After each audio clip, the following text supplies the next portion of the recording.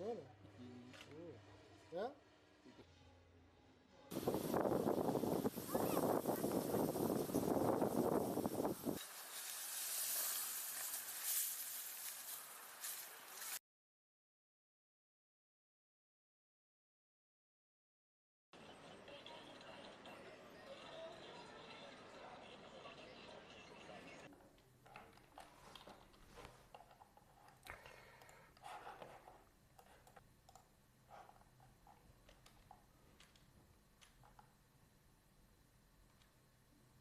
So on food commodity, the immediate impact was to reduce the capacity to move food around, or at least more explicitly, it increased the cost of moving food around because the cost of kerosene and diesel has increased.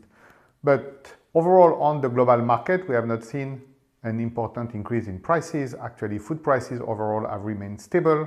That can be different than what some people see on the market, because that's where the transportation costs take place. Now, what we have seen is some commodities like vegetable oil or sugar have started to increase. Why? Because they are linked to the energy market through the biofuel. So the main issue we have right now is actually the impact of the conflict on energy and on fertilizer. So actually the cost of producing the next harvest, not the food we have today, but the food we need tomorrow and after tomorrow. So the more this conflict continues, the more we are going to impact farmers. The more farmers will be impacted, the less they are going to plant, or they are going to use less fertilizer, and in this case they may have lower yield.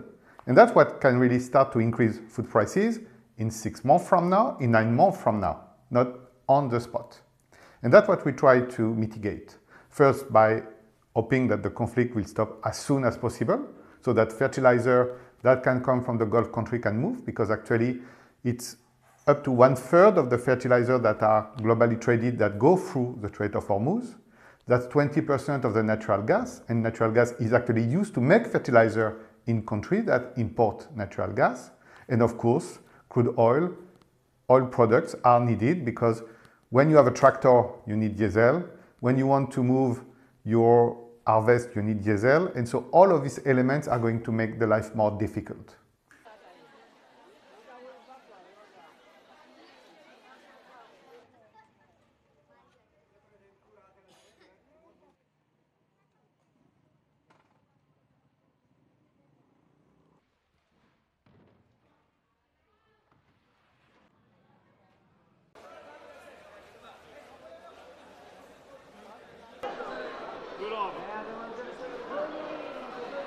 So before the crisis, in a year, we were expecting declining commodity prices, and actually farmers were starting to complain about it because we had very good harvest.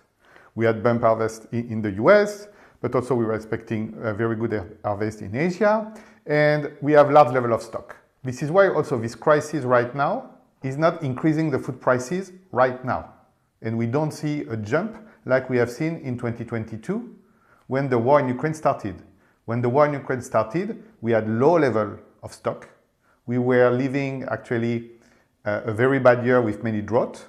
So then we started to have a shock where big agricultural exporters like Ukraine and Russia were out of the markets. And then on top of it, we do an energy shock. And on top of that, we had low level of stock. So food prices reacted on the spot 4 years ago. Today, it's different. Today, we have the food now.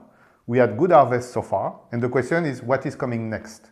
And what is coming next depends on the fertilizer, but also this year we are going to have a year of what we call El Niño. So this global effect that in many cases can be associated with drought.